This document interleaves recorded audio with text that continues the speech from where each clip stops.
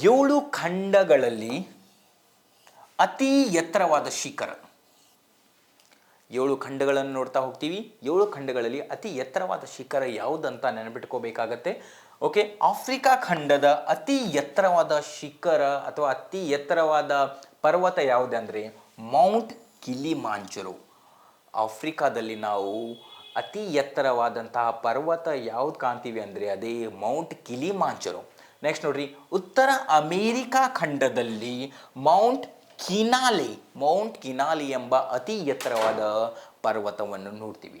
Next ನೋಡ್ರಿ, ದಕ್ಷಿಣ ಅಮೇರಿಕಾದಲ್ಲಿ Mount ಅಕ್ಕಾಂಗುವಾ ಎಂಬ ಪರ್ವತವನ್ನು ನೋಡ್ತೀವಿ. ದಕ್ಷಿಣ ಆಫ್ರಿಕಾದಲ್ಲಿ ಮೌಂಟ್ ಅಕ್ಕಾಂಗುವಾ ಎಂಬ ಪರ್ವತ. ನೆಕ್ಸ್ಟ್ ನೋಡ್ರಿ, ಅಂಟಾರ್ಟಿಕಾ ಖಂಡದಲ್ಲಿ Mount massive Vinson. I repeat, Mount massive Vinson ಎಂಬ ಪರ್ವತವನ್ನು ನಾವು ಅಂಟಾರ್ಕ್ಟಿಕಾ ಖಂಡದಲ್ಲಿ ನೋಡ್ತೀವಿ. ನೆಕ್ಸ್ಟ್ ನೋಡ್ರಿ, ಯುರೋಪ್ ಖಂಡದಲ್ಲಿ ಮೌಂಟ್ ಎಲ್ಬ್ರೋಸ್ ಎಂಬ ಪರ್ವತವನ್ನು ನೋಡ್ತೀವಿ. ನೆಕ್ಸ್ಟ್, ಆಸ್ಟ್ರೇಲಿಯಾದಲ್ಲಿ ಮೌಂಟ್ ಕೋಶಿಜಿಕೋ ಎಂಬ ಪರ್ವತವನ್ನು ನೋಡ್ತೀವಿ. ನೆಕ್ಸ್ಟ್, ಏಷ್ಯಾ ಖಂಡದಲ್ಲಿ ಎಲ್ಲರಿಗೂ ಗೊತ್ತು ಮೌಂಟ್ ಎವರೆಸ್ಟ್. ಜಗತ್ತಿನ ಅತಿ ಎತ್ತರ ಎವರೆಸ್ಟ್ ಪರ್ವತ ಶಿಖರ ಮೌಂಟ್ ಎವರೆಸ್ಟ್. ಅದನ್ನು ನಾವು ಏಷ್ಯಾ ಖಂಡದಲ್ಲಿ ಕಾಣ್ತೀವಿ. ಓಕೆ, ತುಂಬ ಇಂಪಾರ್ಟೆಂಟ್. ಲೈಟಾಗಿ ಗ್ಲಾನ್ಸ್ ಮಾಡ್ತೇನೆ ನೋಡ್ರಿ. ಮೌಂಟ್ ಕಿಲಿಮಾಂಜರೋ ಇದು ಆಫ್ರಿಕಾದ ಅತಿ ಎತ್ತರದ ಪರ್ವತ. ನೆಕ್ಸ್ಟ್, ಮೌಂಟ್ ಕಿನಾಲೆ ಇದು ಉತ್ತರ ಅಮೇರಿಕಾದ ಎತ್ತರದ ಪರ್ವತ. ನೆಕ್ಸ್ಟ್, ಮೌಂಟ್ ಅಕ್ಕಾಂಗುವಾ ಇದು ದಕ್ಷಿಣ ಅಮೇರಿಕಾದ ಎತ್ತರದ ಪರ್ವತ. ನೆಕ್ಸ್ಟ್, ಅಂಟಾರ್ಕ್ಟಿಕಾ ಖಂಡದ ಅತಿ ಎತ್ತರವಾದ ಪರ್ವತ ಯಾವುದೆಂದರೆ ಮೌಂಟ್ ಮ್ಯಾಸಿವ್ ವಿನ್ಸಮ್. ನೆಕ್ಸ್ಟ್, ಯುರೋಪನ ಅತಿ ಎತ್ತರವಾದ ಪರ್ವತ ಯಾವುದಂದರೆ ಮೌಂಟ್ ಎಲ್ಬ್ರೋಸ್. ನೆಕ್ಸ್ಟ್, ಆಸ್ಟ್ರೇಲಿಯಾದ ಅತಿ ಎತ್ತರವಾದ ಶಿಖರ ಯಾವುದಂದರೆ ಮೌಂಟ್ ಕೋಶಿಜಿಕೋ. ನೆಕ್ಸ್ಟ್, ಏಷ್ಯಾದ ಅತಿ ಎತ್ತರವಾದ ಪರ್ವತ ಶಿಖರ ಯಾವುದಂದರೆ ಮೌಂಟ್ ಎವರೆಸ್ಟ್. ಅದೇ ರೀತಿ ಭಾರತ ದೇಶದ ಅತಿ ಎತ್ತರವಾದ ಶಿಖರ ಯಾವುದಂದರೆ ಕಾಂಚನಜುಂಗ ಅಥವಾ K2. K2. ಅದೇ ರೀತಿ ಕರ್ನಾಟಕದ ಅತಿ ಎತ್ತರವಾದ ಪರ್ವತ ಯಾವುದು ಅಂತ ನೀವು ಕಮೆಂಟ್ ಮಾಡಿರಿ ಮೈ dear friends. Okay, next. Okay, ಇದು ಆಲ್ರೆಡಿ ಇಲ್ಲ. ಓಕೆ, ಇದು ಬೇರೆ ನೋಡ್ರಿ. ಅತಿ ದೊಡ್ಡ, ಅಲ್ಲೇ ಒಂದು ಸ್ಲೈಡ್ ಬಂದಿದೆ, ಇಲ್ಲಿ ಒಂದು ಸ್ಲೈಡ್ ಬಂದಿದೆ, ನೆನಪಿರಲಿ. ಅತಿ ದೊಡ್ಡ ಸರೋವರ ಕ್ಯಾಸ್ಪಿಯನ್ ಸರೋವರ. ಅತಿ ದೊಡ್ಡ ಸಿಹಿ ನೀರಿನ ಸರೋವರ ಸುಪೀರಿಯರ್ ಸರೋವರ. ಸಿ ನೆನಪಿಟ್ಕೊಳ್ರಿ. ಅತಿ ದೊಡ್ಡ ಸರೋವರ ಯಾವುದಂತ ಕೇಳಿದರೆ ಯಾವುದು? ಕ್ಯಾಸ್ಪಿಯನ್ ಸರೋವರ. ಅತಿ ದೊಡ್ಡ ಸಿಹಿ ನೀರಿನ ಸರೋವರ ಸುಪೀರಿಯರ್ ಸರೋವರ.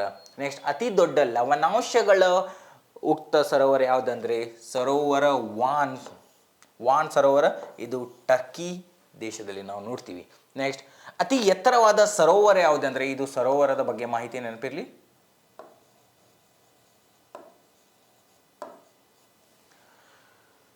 ಅತಿ ದೊಡ್ಡ ಲವಣಾಂಶವುಳ್ಳ ಸರೋವರ ಅಂದರೆ ವಾನ್ ಸರೋವರ. ನೆಕ್ಸ್ಟ್, ಅತಿ ಎತ್ತರವಾದ ಸರೋವರ ಯಾವುದಂದರೆ ಸೋಸೆಕೋರು ಸರೋವರ. ಇದು ಟಿಬೆಟಲ್ಲಿ ನಾವು ನೋಡ್ತೀವಿ. ನೆಕ್ಸ್ಟ್, ಅತಿ ಆಳವಾದ ಸರೋವರ ಇದು ರಷ್ಯಾ ದೇಶದಲ್ಲಿ ನೋಡುವಂತಹ ಬೈಕಲ್ ಸರೋವರ. ನೆಕ್ಸ್ಟ್, ಜ್ವಾಲಾಮುಖಿಯ ಸರೋವರ ಅಂತ ಯಾವುದನ್ನು ಕರಿತೀವಿ ಅಂದರೆ ಟೋಬ್ ಸರೋವರ. ಇದನ್ನು ನಾವು ಇಂಡೋನೇಷ್ಯಾದಲ್ಲಿ ನೋಡ್ತೀವಿ. ನೆಕ್ಸ್ಟ್, ತೇಲಾಡುವ ಸರೋವರ ಇದು ಲಾಕ್ಟಾಕ್ ಸರೋವರ. ಇದನ್ನು ಭಾರತದ ಮಣಿಪುರ್ ರಾಜ್ಯದಲ್ಲಿ ನೋಡ್ತೀವಿ. ನೆಕ್ಸ್ಟ್, ಕೃತಕ ಸರೋವರ ಇದನ್ನು ನಾವು ಓವೆನ್ ಪಾಲ್ ಸರೋವರ. ಇದು ಉಗಾಂಡ ದೇಶದಲ್ಲಿ ನೋಡ್ತೀವಿ.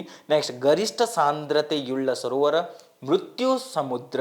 ಇದನ್ನು ಇಸ್ರೇಲ್ ಮತ್ತು ಜೋರ್ಡಾನ್ ಎಂಬ ಪ್ರದೇಶದಲ್ಲಿ ನೋಡ್ತೀವಿ.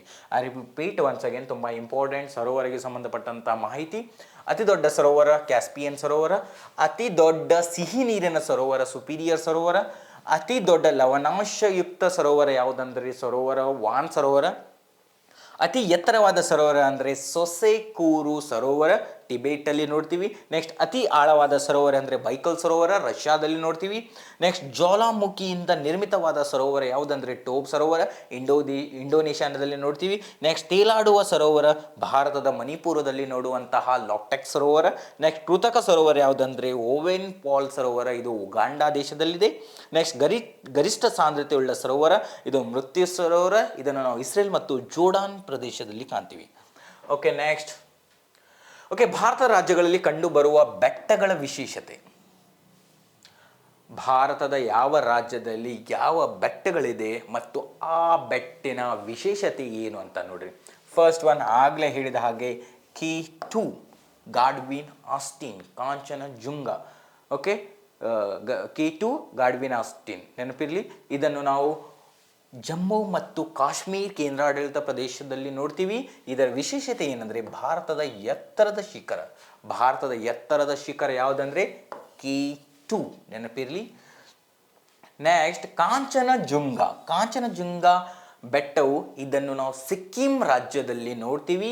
ಓಕೆ, ಸಿಕ್ಕಿಂ ರಾಜ್ಯದ ಕಾಂಚನಜುಂಗದ ವಿಶೇಷತೆ ಏನಂದರೆ ಯುನೆಸ್ಕೋ ಮಿಶ್ರ ಪಟ್ಟಿಗೆ ಸೇರಿದ ಭಾರತದ ಏಕೈಕ ಸ್ಥಳ.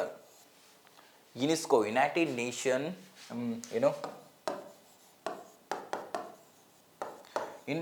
Nation Educational Scientific and Cultural ಆರ್ಗನೈಜೇಷನ್ನ ಪಟ್ಟಿಯಲ್ಲಿ ಮಿಶ್ರ ಪಟ್ಟಿಗೆ ಸೇರಿದಂತಹ ಭಾರತದ ಏಕೈಕ ಬೆಟ್ಟ ಯಾವುದಂದರೆ ಅದು ಕಾಂಚನಜುಂಗ ಬೆಟ್ಟವನ್ನು ನಾವು ಸಿಕ್ಕಿಂ ರಾಜ್ಯದಲ್ಲಿ ನೋಡ್ತೀವಿ.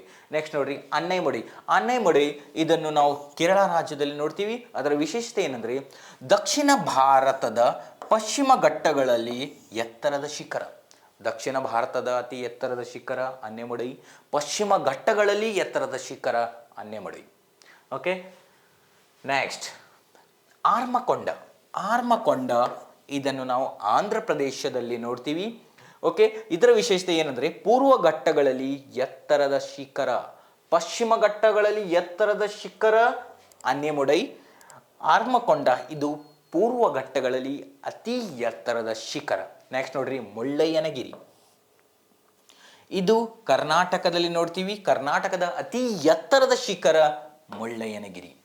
ನೆಕ್ಸ್ಟ್ ಮಧುಗಿರಿ ಬೆಟ್ಟ ಇದನ್ನು ನಾವು ಕರ್ನಾಟಕದಲ್ಲಿ ನೋಡ್ತೀವಿ. ಅದರ ವಿಶೇಷತೆ ಏನಂದರೆ ಏಷ್ಯಾದ ಅತಿ ದೊಡ್ಡ ಏಕಶಿಲಾ ಬೆಟ್ಟ, ಒಂದೇ ಕಲ್ಲಿನ ಬೆಟ್ಟ ಯಾವುದಂದರೆ ಅದು ಏಷ್ಯಾದ ಅತಿ ದೊಡ್ಡ ಯಾವುದು ಮಧುಗಿರಿ ಬೆಟ್ಟ, ನೆನಪಿರಲಿ ಮೈ ಡಿಯರ್ ಫ್ರೆಂಡ್ಸ್. ನೆಕ್ಸ್ಟ್ ಅಮರಕಂಟಕ ಇದನ್ನು ಮಧ್ಯಪ್ರದೇಶದಲ್ಲಿ ನೋಡ್ತೀವಿ. ಇದರ ವಿಶೇಷತೆ ಏನಂದರೆ ವಿಂಧ್ಯ ಪರ್ವತಗಳಲ್ಲಿ ಅತಿ ಎತ್ತರವಾದ ಶಿಖರ ಯಾವುದಂದರೆ ಅಮರಕಂಟಕ. ನೆಕ್ಸ್ಟ್ ದುಗ್ವಾಗರ್ ಬೆಟ್ಟವನ್ನು ನಾವು ಮಧ್ಯಪ್ರದೇಶದಲ್ಲಿ ಕಾಣ್ತೀವಿ. ಇದರ ವಿಶೇಷತೆ ಏನಂದರೆ ಸಾತ್ಪುರ ಬೆಟ್ಟಗಳಲ್ಲಿ ಎತ್ತರವಾದ ಶಿಖರ. ನೆಕ್ಸ್ಟ್ ದೊಡ್ಡ ಬೆಟ್ಟ ಇದನ್ನು ನಾವು ತಮಿಳುನಾಡು ರಾಜ್ಯದಲ್ಲಿ ನೋಡ್ತೀವಿ. ನೀಲಗಿರಿ ಬೆಟ್ಟಗಳಲ್ಲಿ ಎತ್ತರವಾದ ಶಿಖರ ದೊಡ್ಡ ಬೆಟ್ಟ. ನೆಕ್ಸ್ಟ್ ಸ್ಯಾಡಲ್ ಶಿಖರವನ್ನು ನಾವು ಉತ್ತರ ಅಂಡಮಾನ್ ಕೇಂದ್ರಾಡಳಿತ ಪ್ರದೇಶದಲ್ಲಿ ನೋಡ್ತೀವಿ. ಅಂಡಮಾನ್ ಮತ್ತು ನಿಕೋಬಾರಗಳಲ್ಲಿ ಎತ್ತರವಾದ ಶಿಖರ ಯಾವುದಂದರೆ ಸ್ಯಾಡಲ್ ಶಿಖರ, ತುಂಬ important my dear friends. Next ಗುರುಶಿಖರವನ್ನು ನಾವು ರಾಜಸ್ಥಾನದಲ್ಲಿ ನೋಡ್ತೀವಿ. ಇದರ ವಿಶೇಷತೆ ಏನಂದರೆ ಅರಾವಳಿ ಬೆಟ್ಟಗಳಲ್ಲಿ ಎತ್ತರವಾದ ಶಿಖರ. ಅರಾವಳಿ ಬೆಟ್ಟಗಳಲ್ಲಿ ಎತ್ತರವಾದ ಶಿಖರ ಯಾವುದಂದರೆ ಗುರುಶಿಖರ. ನೆಕ್ಸ್ಟ್ ಅರಾವಳಿ ಬೆಟ್ಟಗಳು ಅತ್ಯಂತ ಹಳೆಯ ಬೆಟ್ಟಗಳಾಗಿವೆ. ಮೌಂಟ್ ಎವರೆಸ್ಟ್ ಇತ್ತೀಚಿನ ಪರ್ವತಗಳಾಗಿವೆ. ಇವುಗಳನ್ನು ನಾವು ಮಡಿಕೆ ಪರ್ವತ ಅಂತ ಕೂಡ ಕರಿತೀವಿ. ಹಾಗೂ ಜಗತ್ತಿನ ಅತಿ ಎತ್ತರದ ಪರ್ವತ, ಏಷ್ಯಾ ಖಂಡದ ಅತಿ ಎತ್ತರದ ಪರ್ವತ. ನೆಕ್ಸ್ಟ್ ಧಾರವಾಡ ಶಿಲೆಗಳು ಅತ್ಯಂತ ಹಳೆಯ ಶಿಲೆಗಳಾಗಿವೆ ಮೈ ಡಿಯರ್ ಫ್ರೆಂಡ್ಸ್, ನೆನಪಿರಲಿ. ಓಕೆ, ಈ ಸ್ಲೈಡ್ ಯಾವುದಕ್ಕೆ ಸಂಬಂಧಪಟ್ಟಿದೆ ಅಂದರೆ ಭಾರತದ ರಾಜ್ಯಗಳಲ್ಲಿ ಕಂಡುಬರುವ ಕೆಲವು ಬೆಟ್ಟಗಳು ಮತ್ತು ಆ ಬೆಟ್ಟಗಳು ಅದರ ವಿಶೇಷತೆ ಏನು. ಓಕೆ, ನೀಲಗಿರಿ ಬೆಟ್ಟಗಳ ವಿಶೇಷತೆ ಏನಂದರೆ ಇವು ಪೂರ್ವ ಘಟ್ಟಗಳು ಮತ್ತು ಪಶ್ಚಿಮ ಘಟ್ಟಗಳನ್ನು ಕೂಡಿಸುವಂತಹ ಸ್ಥಳ ಯಾವುದಂದರೆ ನೀಲಗಿರಿ ಬೆಟ್ಟಗಳು, ನೆನಪಿರಲಿ. ನೆಕ್ಸ್ಟ್ ಪ್ರಮುಖ ಉತ್ಸವಗಳು. ಆಗಲೇ ಹೇಳಿದ್ದು ನಾವು ಕರ್ನಾಟಕದಲ್ಲಿನ ಪ್ರಮುಖ ಉತ್ಸವಗಳು. ಈಗ ಭಾರತದಲ್ಲಿ ಆಚರಿಸುವಂತಹ ಕೆಲವು ಪ್ರಮುಖ ಉತ್ಸವಗಳು ಯಾವ ರಾಜ್ಯದಲ್ಲಿ ಆಚರಿಸ್ತಾ ಹೋಗ್ತೀವಿ ಅಂತ ನೋಡ್ತಾ ಹೋಗೋಣ ಮೈ dear friends. Okay, without wasting any second any time. Okay, drone ಉತ್ಸವ ಇದನ್ನು ನಾವು ದೆಹಲಿಯಲ್ಲಿ ಆಚರಿಸ್ತೀವಿ. ನೆಕ್ಸ್ಟ್ ಲೋಹಿರಿ ಫೆಸ್ಟಿವಲ್ ಇದನ್ನು ನಾವು ಉತ್ತರ ಭಾರತದಲ್ಲಿ ಆಚರಿಸುವಂತಹ ಒಂದು ಹಬ್ಬ. ನೆಕ್ಸ್ಟ್ ಶಿರು ಲಿಲ್ಲಿ ಫೆಸ್ಟಿವಲ್ ಇದನ್ನು ನಾವು ಮಣಿಪುರ ರಾಜ್ಯದಲ್ಲಿ ಆಚರಿಸ್ತೀವಿ. ನೆಕ್ಸ್ಟ್ ಗಾಂಧಿ ಸಾಗರ ತೇಲುವ ಫೆಸ್ಟಿವಲ್ ಅನ್ನು ನಾವು ಮಧ್ಯಪ್ರದೇಶದಲ್ಲಿ ಆಚರಿಸ್ತೀವಿ. ನೆಕ್ಸ್ಟ್ ಆನೆ ಫೆಸ್ಟಿವಲ್ ಅನ್ನು ನಾವು ರಾಜಸ್ಥಾನದ ಜೈಪುರಲ್ಲಿ ಆಚರಿಸ್ತೀವಿ ಮೈ ಡಿಯರ್ ಫ್ರೆಂಡ್ಸ್. ನೆಕ್ಸ್ಟ್ ನೋಡ್ರಿ, ಆರೆಂಜ್ ಫೆಸ್ಟಿವಲ್ ಅನ್ನು ನಾವು ನಾಗಾಲ್ಯಾಂಡಲ್ಲಿ ಆಚರಿಸ್ತೀವಿ. ಹಾರ್ನ್ಬಿಲ್ ಹಬ್ಬವನ್ನು ಕೂಡ ನಾವು ಆಚರಿಸ್ತೀವಿ. ನೆಕ್ಸ್ಟ್ ನೋಡ್ರಿ, ಪರ್ಪಲ್ ಫೆಸ್ಟಿವಲ್ ಅನ್ನು ನಾವು ಗೋವಾದಲ್ಲಿ ಆಚರಿಸ್ತೀವಿ. ನೆಕ್ಸ್ಟ್ ಗಾನ್ಗಾಯಿ ಫೆಸ್ಟಿವಲನ್ನು ನಾವು ಮಣಿಪುರ ರಾಜ್ಯದಲ್ಲಿ ಆಚರಿಸ್ತೀವಿ. ನೆಕ್ಸ್ಟ್ ಸ್ವರ ಸಾಮ್ರಾಟ ಫೆಸ್ಟಿವಲನ್ನು ನಾವು ಕರ್ನಾಟಕದ ರಾಜಧಾನಿ ಬೆಂಗಳೂರಲ್ಲಿ ಆಚರಿಸ್ತೀವಿ. ನೆಕ್ಸ್ಟ್ ನೋಡ್ರಿ, ಲೂಸರ್ ಫೆಸ್ಟಿವಲ್ ಅನ್ನು ನಾವು ಲಡಾಖ್ನಲ್ಲಿ ಆಚರಿಸ್ತೀವಿ. ನೆಕ್ಸ್ಟ್ ನೌಶೇರಾ ಜನಪದ ಫೆಸ್ಟಿವಲನ್ನು ನಾವು ಜಮ್ಮು ಕಾಶ್ಮೀರ್ನಲ್ಲಿ ಆಚರಿಸ್ತೀವಿ. ನೆಕ್ಸ್ಟ್ ಚೀರ್ ಫೆಸ್ಟಿವಲನ್ನು ನಾವು ಛತ್ತೀಸ್ಗಢಲ್ಲಿ ಆಚರಿಸ್ತೀವಿ. ತುಂಬ ಇಂಪಾರ್ಟೆಂಟ್, ಯಾವ ರೀತಿ ಕ್ವಶನ್ ಕೇಳ್ತಾರೆ ಗೊತ್ತಿಲ್ಲ ಮೈ ಡಿಯರ್ ಫ್ರೆಂಡ್ಸ್. ಅದಕ್ಕೆ ನಮಗೆ ಎಲ್ಲನೂ ತಿಳ್ಕೋಬೇಕು, ಓದ್ಕೋಬೇಕು. ಯಾವ ಎಕ್ಸಾಮಲ್ಲಿ ಸ್ವಲ್ಪ ಏನಾದರೂ ಒಂದು ಸತಿ 2 ಸತಿ ಏನಾದರೂ ನೋಡಿದರೆ ಅಥವಾ ಓದಿದರೆ ನಮ್ಮ ಎಕ್ಸಾಮಲ್ಲಿ ಕ್ವಶನ್ ಮತ್ತು ಆಪ್ಷನ್ ನೋಡಿದಾಗ ನಮ್ಮ ತಲೆಯಲ್ಲಿ ಏನಾದರೂ ನಾವು 6th ಸೆನ್ಸ್ ಯೂಸ್ ಆಗಿ ನಾವು ಉತ್ತರವನ್ನು ಕರೆಕ್ಟ್ ಹಾಕುವಂಥ ಚಾನ್ಸಸ್ ಕೂಡ ಇರುತ್ತೆ.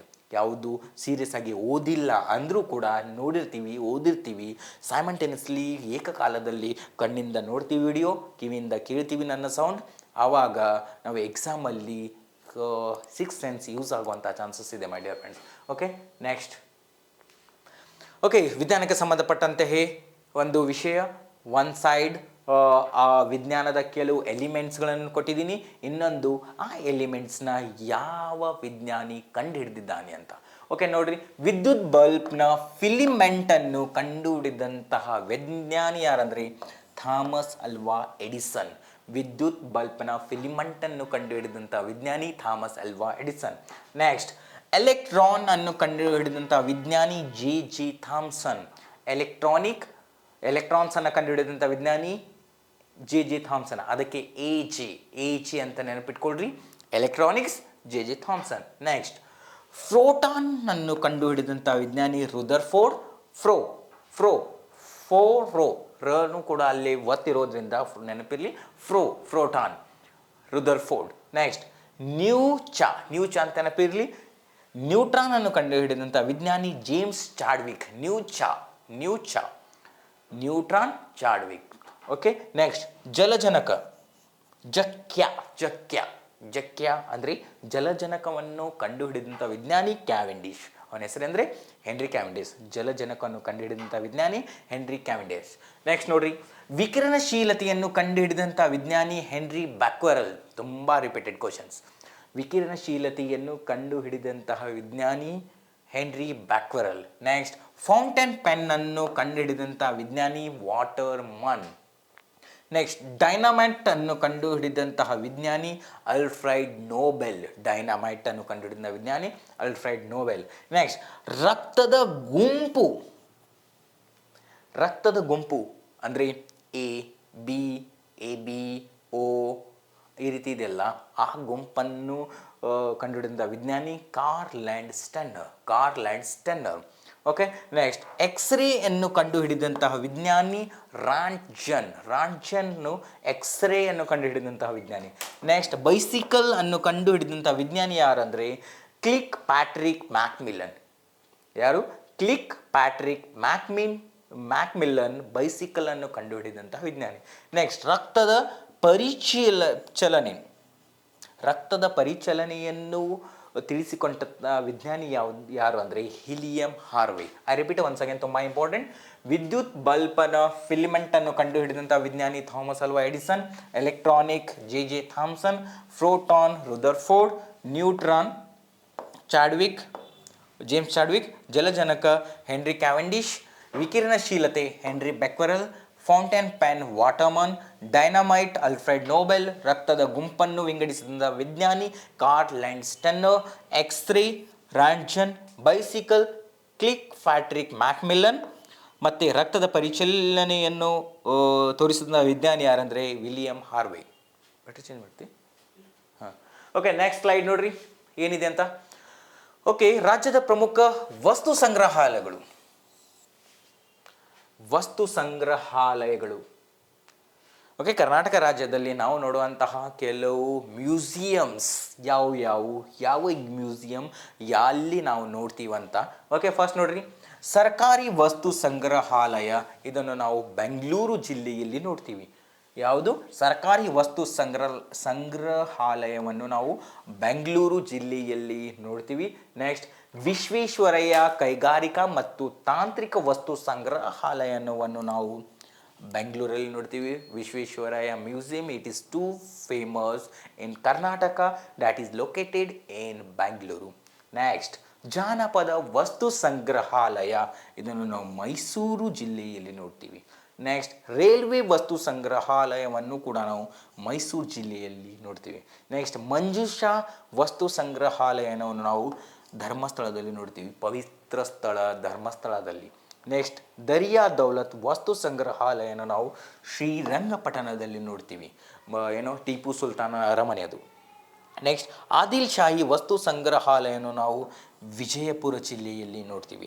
ನೆಕ್ಸ್ಟ್ ಜಾನಪದ ವಸ್ತು ಸಂಗ್ರಹಾಲಯವನ್ನು ನಾವು ರಾಮನಗರ ಜಿಲ್ಲೆಯಲ್ಲಿ ನೋಡ್ತೀವಿ. I repeat once again little bit glance ಆಗಿ. ಸರ್ಕಾರಿ ವಸ್ತು ಸಂಗ್ರಹಾಲಯ ಬೆಂಗಳೂರು, ವಿಶ್ವೇಶ್ವರಯ್ಯ ವಸ್ತು ಸಂಗ್ರಹಾಲಯ ಬೆಂಗಳೂರು, ಜಾನಪದ ವಸ್ತು ಸಂಗ್ರಹಾಲಯ ಮೈಸೂರು, ರೈಲ್ವೆ ವಸ್ತು ಸಂಗ್ರಹಾಲಯ ಮೈಸೂರು, ಮಂಜುಷಾ ವಸ್ತು ಸಂಗ್ರಹಾಲಯ ಧರ್ಮಸ್ಥಳ, ದರಿಯಾ ದೌಲತ್ ವಸ್ತು ಸಂಗ್ರಹಾಲಯ ಶ್ರೀರಂಗಪಟ್ಟಣ, ಆದಿಲ್ ಶಾಹಿ ವಸ್ತು ಸಂಗ್ರಹಾಲಯ ವಿಜಯಪುರ, ಜಾನಪದ ವಸ್ತು ಸಂಗ್ರಹಾಲಯ ರಾಮನಗರ್. ಓಕೆ, ನೆಕ್ಸ್ಟ್ ಸ್ಲೈಡಲ್ಲಿ ಏನಿದೆ ಅಂತ ನೋಡೋಣ ಮೈ dear friends. Suvarna Soudha, very repeated questions. Suvarna Soudha ಇರುವುದು ಬೆಳಗಾವಿ ಜಿಲ್ಲೆಯಲ್ಲಿ, ನೆನಪಿರಲಿ, ಸುವರ್ಣಸೌಧ ಇರುವುದು ಬೆಳಗಾವಿ ಜಿಲ್ಲೆಯಲ್ಲಿ. ಇದು ಸುವರ್ಣಸೌಧದ ವಿಶೇಷತೆ ಏನು ಅಂತ ನೋಡ್ತಾ ಹೋಗೋಣ. 2012 ಅಕ್ಟೋಬರ್ 11ರಂದು ಅಂದಿನ ರಾಷ್ಟ್ರಪತಿ, 2012ರಲ್ಲಿದ್ದಂಥ ರಾಷ್ಟ್ರಪತಿ ಪ್ರಣಬ್ ಮುಖರ್ಜಿ ಅವರು ಬೆಳಗಾವಿಯಲ್ಲಿ ಸುವರ್ಣ ವಿಧಾನಸೌಧವನ್ನು ಉದ್ಘಾಟಿಸಿದರು, ಲೋಕಾರ್ಪಣೆ ಮಾಡಿದರು. ಯಾವಾಗ? 2012 ಅಕ್ಟೋಬರ್ 11ರಂದು ಅಂದಿನ ರಾಷ್ಟ್ರಪತಿಯಾದಂತಹ ಪ್ರಣಬ್ ಮುಖರ್ಜಿಯವರು ಬೆಳಗಾವಿಯಲ್ಲಿ ಸುವರ್ಣ ವಿಧಾನಸೌಧವನ್ನು ಲೋಕಾರ್ಪಣೆ ಮಾಡಿದರು. ಓಕೆ, ಈ ಚಿತ್ರ ನೋಡಿದರೆ ಗೊತ್ತಾಗತ್ತೆ, ಇಟ್ ಈಸ್ ಅ ಚಳಿಗಾಲದ ಅಧಿವೇಶನ ನಡೆಯುತ್ತೆ ಬೆಳಗಾವಿ ಸುವರ್ಣಸೌಧದಲ್ಲಿ. ನೆಕ್ಸ್ಟ್ ಸುವರ್ಣಸೌಧದ ಸಂಕ್ಷಿಪ್ತ ಮಾಹಿತಿ. ಓಕೆ, ಇದರ ನಿರ್ಮಾಣ ವೆಚ್ಚ ಸುಮಾರು 391 ಕೋಟಿ ರೂಪಾಯಿ. 391 ಕೋಟಿ ರೂಪಾಯಿ ವೆಚ್ಚದಲ್ಲಿ ಬೆಳಗಾವಿಯಲ್ಲಿ ಸುವರ್ಣಸೌಧವನ್ನು ಸ್ಥಾಪನೆ ಮಾಡಿದ್ದಾರೆ. ನೆಕ್ಸ್ಟ್ ಈ ಸುವರ್ಣಸೌಧದ ಎತ್ತರ 150 ಅಡಿ. ನೆಕ್ಸ್ಟ್ ಒಟ್ಟು ಮಹಡಿಗಳು ಎಷ್ಟಂದರೆ 3 ಮಹಡಿಗಳು. ನೆಕ್ಸ್ಟ್ ಇದರ ವಾಸ್ತುಶಿಲ್ಪಿ ತುಂಬ ಇಂಪಾರ್ಟೆಂಟ್, ಕೆ ಉದಯ್ ಅವರು ಬೆಳಗಾವಿಯ ಸುವರ್ಣ ವಿಧಾನಸೌಧ ಅಥವಾ ಸುವರ್ಣಸೌಧದ ಶಿಲ್ಪಿ. ನೆಕ್ಸ್ಟ್ ಇದನ್ನು ನಿರ್ಮಾಣದ ಅವಧಿ ಎಷ್ಟಂದರೆ 4 ವರ್ಷಗಳಲ್ಲಿ ಈ ಸುವರ್ಣಸೌಧವನ್ನು ನಿರ್ಮಾಣ ಮಾಡಲಿಕ್ಕೆ ತೆಗೆದುಕೊಂಡಂತಹ ಸಮಯ. ನೆಕ್ಸ್ಟ್ ಇದು ಯಾವ ಶೈಲಿಯಲ್ಲಿ ಸ್ಥಾಪನೆಯಾಗಿದೆ ಅಂದರೆ ಇಂಡೋ ಗ್ರೀಕ್ ಶೈಲಿ. ಯಾವ ಶೈಲಿ? ಇಂಡೋ ಗ್ರೀಕ್ ಶೈಲಿ. ಓಕೆ, ನೆಕ್ಸ್ಟ್ ನೋಡ್ರಿ, ಸುವರ್ಣಸೌಧದಲ್ಲಿ ಕೆತ್ತಲಾಗಿರುವ ಘೋಷವಾಕ್ಯ ಯಾವುದಂದರೆ ಕಾಯಕವೇ ಕೈಲಾಸ, ವರ್ಕ್ ಈಸ್ ವರ್ಷಿಪ್. ಓಕೆ, ಮತ್ತು ಬೆಂಗಳೂರಿನ ವಿಧಾನಸೌಧದಲ್ಲಿ ಯಾವ ಘೋಷವಾಕ್ಯ ಕೆತ್ತಿದ್ದಾರೆ ಅಂತ ನೀವು ಕಮೆಂಟ್ ಬಾಕ್ಸಲ್ಲಿ ಕಮೆಂಟ್ ಮಾಡಿ my dear friends. Okay, next ನೋಡ್ರಿ, ಸುವರ್ಣಸೌಧದ ಕಂಚಿನ ಲಾಂಛನ ರೂಪಿಸಿದವರು ಯಾರಂದರೆ ಗುಲ್ಬರ್ಗಾದ VTN creative company. VTN creative ಕಂಪನಿಯು ಸುವರ್ಣಸೌಧದ ಕಂಚಿನ ಲಾಂಛನವನ್ನು ರೂಪಿಸಿದಂತಹ ಕಂಪನಿ. Okay, this is all about the Suvarna Soudha located at Belagavi. Okay, the next, ಮಾತೃಭೂಮಿ ಭಾರತದ ಬಗ್ಗೆ ಸ್ವಲ್ಪ ಆದರೂ ನಮಗೆ ಗೊತ್ತಿರಬೇಕು. ಓಕೆ, ಎಲ್ಲ ಗೊತ್ತಿರುತ್ತೆ, ಬಟ್ ಎಕ್ಸಾಮ್ ಪರ್ಪಸ್ಸಲ್ಲಿ ಕೆಲವು ಇರಬೇಕಾದಂತಹ ಕೆಲವು ವಿಷಯಗಳನ್ನು ನಾನು ಇಲ್ಲಿ ಚರ್ಚೆ ಮಾಡ್ತಾ ಇದ್ದೀನಿ. ಓಕೆ, ಭಾರತ ಚಕ್ರವರ್ತಿ ಆಳಿದ್ದರಿಂದ ಈ ನೆಲವು ಭಾರತ ದೇಶವೆಂದು ಹೆಸರಾಯಿತು. ಭಾರತ ಚಕ್ರವರ್ತಿಯ ಭಾರತವನ್ನು ಆಳಿದ ಕಾರಣ ಭಾರತ ಅಂತ ಹೆಸರು ಬಂದಾಯಿತು. ಓಕೆ, ಗ್ರೀಕರು ಈ ಪ್ರದೇಶವನ್ನು ಇಂಡಿಯಾ ಎಂದು ಕರೆದರು. ಇಂಡಿಯಾ ಎಂದು ಕರೆದವರು ಯಾರು ಅಂತ ಕ್ವಶನ್ ಕೇಳಿದರೆ ಗ್ರೀಕರು ಮೈ ಡಿಯರ್ ಫ್ರೆಂಡ್ಸ್. ನೆಕ್ಸ್ಟ್, ಭಾರತದ ಒಟ್ಟು ವಿಸ್ತೀರ್ಣ 32,87,763 ಚದರ ಕಿಲೋಮೀಟರ್. ಎಷ್ಟು? 32,87,263 ಸ್ಕ್ವೇರ್ ಕಿಲೋಮೀಟರ್ ಭಾರತದ ಒಟ್ಟು ವಿಸ್ತೀರ್ಣ. ಓಕೆ, ನೆಕ್ಸ್ಟ್ 2011ರ ಜನಗಣತಿಯ ಪ್ರಕಾರ ಭಾರತದ ಜನಸಂಖ್ಯೆ ಎಷ್ಟಂದರೆ 121 ಕೋಟಿ. ಭಾರತದ ಜನಗಣತಿಯಾಗಿ ಈ ವರ್ಷಕ್ಕೆ 13 ವರ್ಷಗಳು ಮುಗಿದು ಆದರೆ ಭಾರತದಲ್ಲಿ ಪ್ರತಿ 10 ವರ್ಷಕ್ಕೊಮ್ಮೆ ಜನಗಣತಿ ನಡೆಯಬೇಕಿತ್ತು. ಆದರೆ ಈ ದಶಕದಲ್ಲಿ ಅಥವಾ 2021ಕ್ಕೆ ಜನಗಣತಿ ನಡೆಯಬೇಕಾದರೆ ಕರೋನಾ ಕಾಟ ಕೊಟ್ಟಿತ್ತು. ಹಾಗೂ ಮುಂದಿನ ವರ್ಷದಲ್ಲಿ ಬೇರೆ ಬೇರೆ ರಾಜ್ಯಗಳ ಚುನಾವಣೆ ಇರುವುದರಿಂದ ಹಾಗೂ ಈ ವರ್ಷ ಲೋಕಸಭಾ ಚುನಾವಣೆ ಇರುವುದರಿಂದ ಇಲ್ಲಿಯವರೆಗೆ ನಾವು ಭಾರತದ ಜನಗಣತಿಯನ್ನು ಮಾಡಿಲ್ಲ. ಈವರೆಗೂ ಕೂಡ 2011ರ ಜನಗಣತಿಯ ಡೇಟಾವನ್ನು ನಾವು ಗಮನದಲ್ಲಿಟ್ಟುಕೊಂಡು ಓದಬೇಕಾಗುತ್ತೆ my dear friends. Okay, next ನೋಡ್ರಿ, ಭಾರತದ ಲಿಂಗಾನುಪಾತವು 940 ಇದ್ದು, ಅಂದರೆ ಪ್ರತಿ 1,000 ಪುರುಷರಿಗೆ 940 ಮಹಿಳೆಯರು. ಓಕೆ, ಜನಸಾಂದ್ರತೆ 382. 1 ಚದರ್ ಕಿಲೋಮೀಟರ್ ಪ್ರದೇಶದಲ್ಲಿ ವಾಸಿಸುವ ಸರಾಸರಿ ಜನರ ಸಂಖ್ಯೆಯನ್ನು ನಾವು ಜನಸಾಂದ್ರತೆ ಅಂತ ಕರಿತೀವಿ. ಭಾರತದ ಜನಸಾಂದ್ರತೆ 2011ರ ಜನಗಣತಿಯ ಪ್ರಕಾರ 382. ಓಕೆ, ಭಾರತವು ಪ್ರಪಂಚದಲ್ಲಿ ಅತಿ ಹೆಚ್ಚು ಜನಸಂಖ್ಯೆ ಹೊಂದಿರುವ 2ನೇ ರಾಷ್ಟ್ರವಾಗಿದೆ. ಇತ್ತೀಚಿನ ಕೆಲವು ಸರ್ವೆ ಹೇಳ್ತಾ ಇದೆ ಮೈ ಡಿಯರ್ ಫ್ರೆಂಡ್ಸ್, ಭಾರತವು ಜಗತ್ತಿನಲ್ಲಿ ಅತಿ ಹೆಚ್ಚು ಜನಸಂಖ್ಯೆಯನ್ನು ಹೊಂದಿರುವಂತಹ ದೇಶ. ಆದರೆ ನಾವು ಜನಗಣತಿ ಮಾಡಿಲ್ಲ. ಆದ ಕಾರಣ ಸರ್ವೆಯನ್ನು ನಂಬೋದು, ನಂಬದೇನೆ ಇರ್ಬೋದು. ಓಕೆ, ನೆಕ್ಸ್ಟ್ ನೋಡ್ರಿ, ಭಾರತ ವಿಸ್ತೀರ್ಣವು ಜಗತ್ತಿನ 7ನೇ ಅತಿ ದೊಡ್ಡ ರಾಷ್ಟ್ರವಾಗಿದೆ. ವಿಸ್ತೀರ್ಣದಲ್ಲಿ 7ನೇ ಅತಿ ದೊಡ್ಡ ರಾಷ್ಟ್ರ. ಓಕೆ, ಒಂದು ಕೋಡ್ ನೋಡ್ರಿ, ರುಕ್ಕುಬಾಯಿ, ನೆನಪಿಟ್ಕೊಡ್ರಿ, Rukkubai. First Russia, next Canada, China, USA, Bharat, USA, Brazil, Australia, India. Russia, Canada, China, USA, Brazil, Australia ಮತ್ತು ಭಾರತ 7ನೇ ಅತಿ ದೊಡ್ಡ ರಾಷ್ಟ್ರ. ಕೋಡ್ ರುಕ್ಕುಬಾಯಿ, ನೆನಪಿರಲಿ. ನೆಕ್ಸ್ಟ್ 1911ರಿಂದ ನವದೆಹಲಿ ಭಾರತದ ರಾಷ್ಟ್ರೀಯ ರಾಜಧಾನಿ ಪ್ರದೇಶವಾಗಿದೆ. ಯಾವಾಗಿಂದ? 2011ರಿಂದ. ತುಂಬ ಇಂಪಾರ್ಟೆಂಟ್ ಟೇಬಲ್ ನೋಡ್ರಿ ಇದು. ಓಕೆ, 2011ರಿಂದ ನವದೆಹಲಿಯನ್ನು ಭಾರತದ ರಾಷ್ಟ್ರೀಯ ರಾಜಧಾನಿ ಎಂದು ನಾವು ನೋಡ್ತಾ ಬರ್ತೀವಿ. ನೆಕ್ಸ್ಟ್ 1773ರಿಂದ 1911ರವರೆಗೆ ಕೋಲ್ಕತ್ತಾ ಭಾರತದ ರಾಜಧಾನಿಯಾಗಿತ್ತು. 1911ರಿಂದ ಈವರೆಗೂ ಭಾರತದ ರಾಜಧಾನಿ ದೆಹಲಿ. ಆದರೆ ಈ 1911ಕ್ಕಿಂತ ಮುಂಚೆ 1973ರಿಂದ 1911ರವರೆಗೆ ಕೋಲ್ಕತ್ತಾ, ಪಶ್ಚಿಮ ಬಂಗಾಳದ ಈ ಪ್ರಸ್ತುತ ರಾಜಧಾನಿಯಾದಂಥ ಕೋಲ್ಕತ್ತಾವನ್ನು ಭಾರತದ ರಾಜಧಾನಿಯಾಗಿ ಆಳ್ವಿಕೆ ಮಾಡ್ತಾ ಇದ್ರು ಬ್ರಿಟಿಷ್ ಸಾಮ್ರಾಜ್ಯ. ಓಕೆ, ನೆಕ್ಸ್ಟ್ ನೋಡ್ರಿ, ಭಾರತದಲ್ಲಿ ಪ್ರಸ್ತುತ 28 ರಾಜ್ಯಗಳು ಮತ್ತು 8 ಕೇಂದ್ರಾಡಳಿತ ಪ್ರದೇಶಗಳಿವೆ.